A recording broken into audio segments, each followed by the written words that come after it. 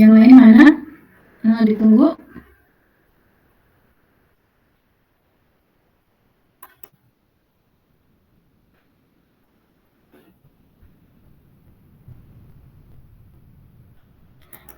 Oke, saya lanjutkan lagi ya.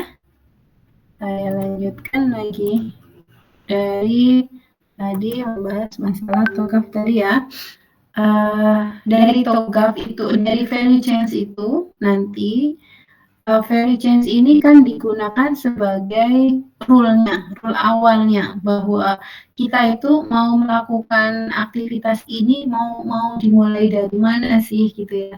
Jadi value change itu bisa berlaku untuk secara keseluruhan, secara besarnya gitu ya, gambaran besarnya bisa menggunakan value change, atau mungkin untuk proyek-proyek tertentu yang kecil itu nanti bisa kalau kita lagi membuat IT blueprint sebuah layanan baru bisa juga ada value change-nya lagi. Jadi value change itu dibuat sesuai dengan kebutuhan. Jadi sebenarnya kalau kita menggunakan framework-nya TOGAF, hal ini lebih ke disesuaikan dengan kebutuhan dari perusahaan itu. Tapi paling tidak TOGAF itu memberikan ancer-ancer atau apa ya, rule-nya. Oh, kalau memang mau membuat IT blueprint itu diawali dengan requirement management, didapatkannya itu dari preliminary. Setelah itu fase A. Dari fase A bayangkan ya, dari fase A itu ternyata berhubungan lagi primary, berhubungan lagi dengan requirement management, berhubungan dengan bisnis proses begitu dan seterusnya. Jadi artinya ini adalah satu kesatuan yang bisa berubah-ubah gitu ya.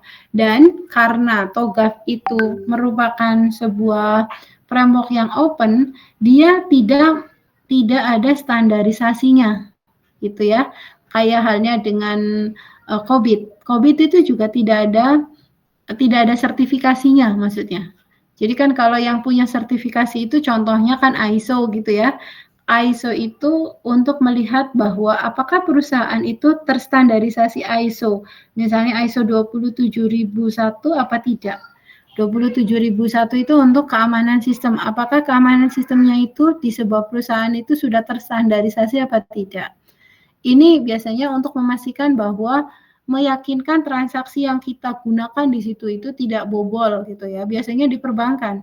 Perbankan itu untuk standarisasi security-nya, keamanannya itu harus sangat ketat. Bayangkan kalau nggak ketat, uang orang triliunan bisa mudah hilang ya. Atau mungkin kita uangnya yang mungkin di bawah 2 digit atau 1 digit atau apa itu nanti akan merugikan gitu. Jadi kalau yang sistemnya atau perusahaannya itu fokus pada keamanan, itu berarti dia harus ISO 27001 gitu. Jika tidak, dia berarti nggak apa ya, nggak dipercaya gitu. Jadi kita tuh bisa percaya sama perbankan kan kalau memang kita aman, secure ya, security-nya aman. Kalau nggak secure ya nggak mau lah daripada nanti uang kita hilang gitu ya. Nah itu juga bisa dilihat. Nah dari sini kita juga bisa melihat ini ada arsitektur bisnis. Arsitektur bisnis itu juga kita bisa gunakan untuk merancang proses bisnis yang akan kita gunakan itu seperti apa. Bisa juga menggunakan use case diagram, bisa di sini nih menggunakan ini. Jadi artefak-artefak ini sah-sah saja kalian mau menggunakan konsepnya pakai apa. Untuk arsitektur sistem informasi, ini yang pasti itu harus ada berbicara data dan aplikasi. Mau sistemnya seperti apa, arsiteknya seperti apa, terserah. Apa artinya? Kalau ngomongin arsitektur bangunan tadi ya, arsitek bangunan itu kan kalian secara umum yang namanya bangunan itu harus ada 3 komponen. Ada pondasi, ada bawah gitu ya pondasi, ada dinding, ada atap. Itu wajibnya sebuah bangunan. Nggak bisa dibilang bangunan kalau nggak punya atap. Nggak bisa dibilang bangunan kalau dia tidak punya dinding atau tiang. Nggak bisa dibilang bangunan kalau dia nggak punya pondasi.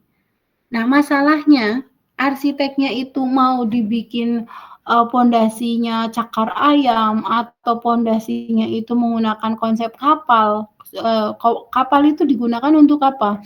Nah, di dalam requirement management itu, kita bisa menentukan teknologi apa yang akan digunakan. Contohnya tadi, kalau kita mau membangun arsitektur gedung di mana tempatnya itu atau lahannya atau tanahnya itu adalah tanah yang mudah kena gempa, itu tidak baik, tidak tepat kalau pondasinya itu menggunakan pondasi cakar ayam. Tapi pondasi yang cocok itu adalah pondasi kayak kapal laut. Sehingga dia kalau lagi gempa itu paling hanya goyang sedikit saja. Kebayang ya, kayak kapal laut itu kan kalau kita lagi nyebrang ke laut, misalnya yang rumahnya di daerah Lampung ke sana itu kan seperti memang ombaknya gede gitu ya. Walaupun gede itu kan tetapi kita masih aman lah gitu ya. Apalagi kalau kapalnya itu sangat besar, terkadang ombak itu nggak begitu terasa gitu.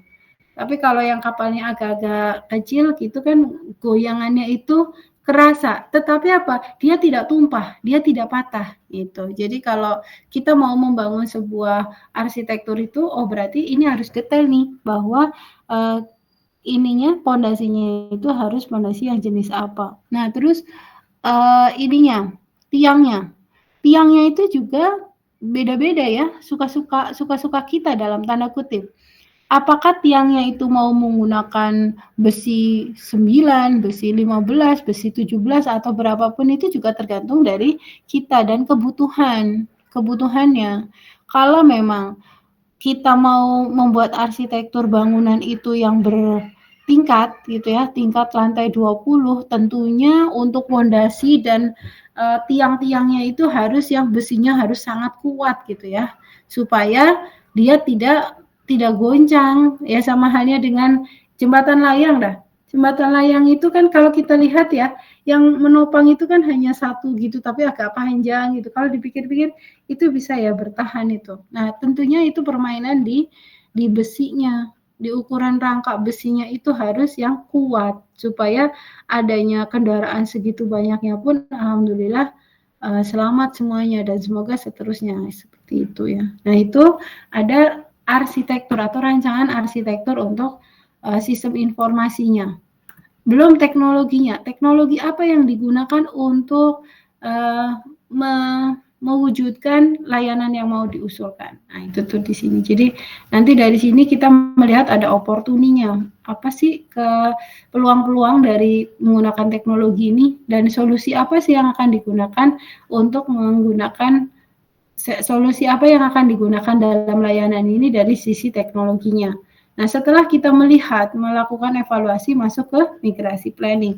Migrasi planning itu adalah persiapan kita mau, kalau ibarat tadi ada rancangan bangunan tadi ya, setelah ada arsitekturnya, kita lihat tuh ada opportunity-nya dan solusinya. Setelah itu siap-siap untuk dilakukan teknis, bangun gedung beneran. Kalau ngomong migrasi planning itu kita harus mempersiapkan SDM apa yang dibutuhkan, keuangannya berapa, terus tadi ya yang di atas itu teknologi-teknologi yang digunakan itu apa. Ini masuk ke migrasi planning, persiapan untuk implementasi. Kemudian di sini implementasi government benar-benar dilakukan. Setelah itu kita lakukan lagi evaluasi, apakah kita perlu change management, merubah yang tadi kita sudah susun atau mungkin oke, ini sudah fix bagus gitu. Jadi di sini juga lakukan evaluasi lagi. Oke, kalau memang bagus gitu. Ini kurang lebih dalam membaca requirement management. Nah, requirement management itu bisa juga berlaku untuk semua permasalahan gitu ya. Ini saya menggunakan TOGAF. Mungkin itu. Ada yang mau ditanya?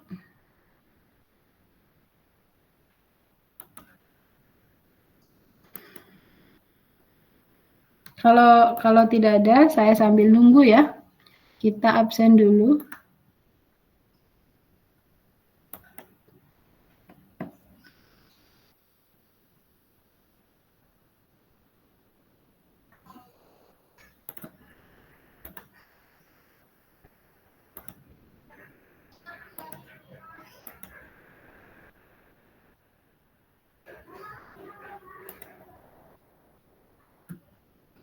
Kelas B, requirement management ya.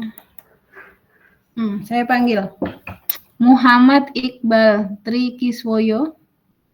Hadir, Bu. Oke. Deara Mayanda. Hadir, Bu. Oke. Muhammad Ashraf. Hadir, Bu. Oke. Raihan Lail Ramadan. Hadir, Bu. Oke. Abdullah Fadli Nuraza. Hadir, Bu. Oke. Amanda Amelia Hilda. Hadir, Bu. Oke. Bintang Fajar Mauludin. Hadir, Bu. Oke. Hikam Rizkilah Munandar. Hadir, Bu. Oke. Lutfiyah Zarifa. Lutfiyah? Hadir, Bu. Hadir ya. Suaranya kecil sekali. Mizan Ade Arfani. Hadir, Bu. Oke. Muhammad Nofrizal Sugiarto. Hadir, Bu. Oke. Mufada. Hadir, Mufada ada? hadir, hadir Ibu. Oke. Muhammad Fakih Alif. Hadir Bu. Oke. Muhammad Ridwan Ali. Hadir Bu. Oke. Muhammad Sakwile. Hadir Bu. Oke. Muhammad Sidka Irahman. Hadir Bu. Oke. Mutiara Novitasari. Hadir, Ibu. Oke. Rahel Savana Adia. Hadir, Ibu. Oke. Rian Fatih Firdaus. Hadir Bu. Oke. Sabita Hanifah Akbar. Hadir, Ibu. Oke. Widya Ramadhani. Hadir, Ibu. Oke. Yuliwanda Anggi. Hadir, Ibu. Oke. Raihan Dika Hidayat. Hadir, Ibu. Hadir. Oke. Muhammad Sayyid Ardani. Hadir, Bu. Oke. Faizal Abdillah. Faizal Abdillah tidak ada ya. Hadir Bu. Oh. Anissa Rizky Amalia. Oke. Muhammad Faris. Hadir, Ibu. Oke. Ainun Nasiha. Hadir, Bu. Oke, ini kan kalau dilihat di sini kan ada 28 ya. Harusnya hadir semua. Saya cek di Meet-nya. Meet-nya ini ya 30 benar ya. Alhamdulillah berarti masuk semua, ada yang menggunakan 2 device barangkali ya. Baik, saya rasa cukup. Ada yang mau ditanyakan?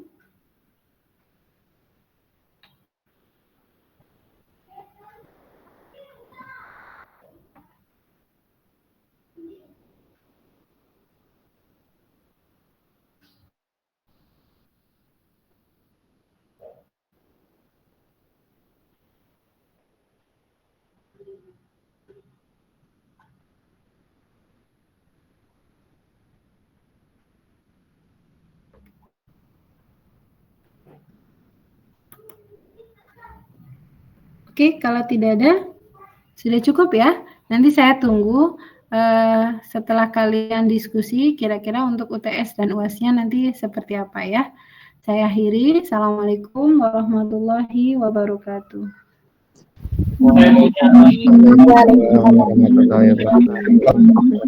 Terima kasih, Bu.